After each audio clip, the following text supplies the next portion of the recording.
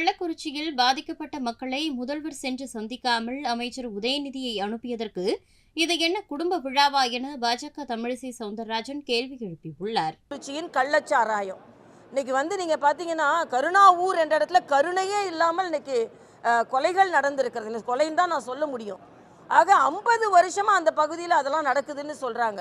நான் என்ன கேட்கிறேன், காவல்துறை அதிகாரிகள் என்ன செய்தாங்க? இன்னும் சொல்ல போனா ஆளும் கட்சியின் அரசியல்வாதிகளின் துணையோடு தான் இது நடந்து கொண்டிருக்கிறது என்றும் சொல்கிறார்கள். நான் கேட்குறேன், ஆளுங்கட்சி அரசியல்வாதிகள் துணை இல்லாமல் இவ்வளோ பெரிய வியாபாரம் அங்கே நடந்திருக்குமா? அங்கே ஏற்கனவே பிடிபட்டிருப்பவர்கள், கண்ணுக்குட்டின்றாங்க அவரை, நம்ம கண்ணுக்குட்டின்னு செல்லமாக சொல்கிற ஒரு பேரை வைத்துக்கொண்டு ஒருவர் பல வழக்குகளை வைத்துக்கொண்டு இன்று பல பேரை கொன்னவராக மாட்டி கொண்டிருக்கிறார்.